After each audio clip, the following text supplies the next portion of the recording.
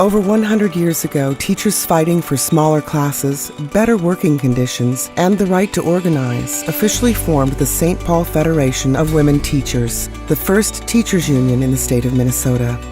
Our union was founded on the beliefs that our public schools should be advocates for our democracy and that our classrooms must be places of freedom, that our schools are most successful when educators work collaboratively with our community.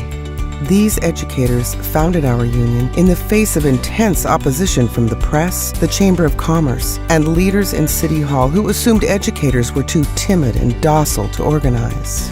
As public school educators, we are committed to building a just, democratic, and racially equitable society. And as a union, we have the collective power to make that society a reality. Our history is filled with examples of this. In 1918, 5,000 members of local unions joined educators in the streets of St. Paul to defeat a merit pay plan that would have left teachers' salaries at the arbitrary whim of administrators. In 1964, educators partnered with parent organizations in the successful fight to move from a city government-controlled school district to an independent one with an elected school board. In 2013, educators imagined the schools St. Paul children deserve alongside parents and community members and fought to make them a reality. Maybe most famously, in 1946, members of our union walked out in the very first organized teacher strike in the United States. Educators in St. Paul, both union and non-union, voted unanimously to strike after years of cuts to public school budgets. Educators held the lines for 5 weeks and 3 days in below-zero weather. Students organized marches in support of their teachers. Parents opened up their homes and provided food and hot beverages for striking educators. And labor partners joined us on the picket lines. The teachers won. They ended their strike after the city offered an increase in school funding to raise salaries, repair school buildings, and guarantee textbooks for all students. As one union leader said at the time, "Our strike is good for us, good for the nation. It is a strike for better education for the children." Our union has always believed in using our collective power to improve our students' learning conditions.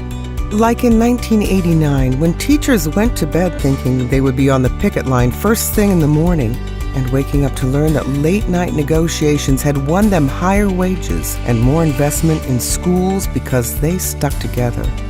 Or in 2018, when we were ready with 4,000 picket signs and strike captains ready to go at every worksite in the city.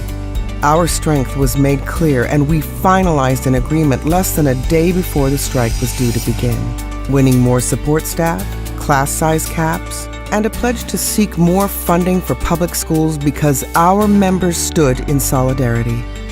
The men and women's locals officially merged in 1957. Educational assistants joined us in 1978. School and community service professionals became part of the union in 1991. We fought for, and won, tenure protections, high-quality professional development, restorative practices, authentic parent engagement, class size limits, a $15 minimum wage, and so much more. But we still have work to do to realize the full potential of our public schools. We have a school-to-prison pipeline to dismantle, student mental health supports to win, and full funding for our schools to secure. But we know we can win, because when we are united, we are a powerful force for change, equity, and democracy. In 1946, striking teachers chanted, "United, we are invincible." This was true in 1918. It is true today, and it will still be true 100 years from now.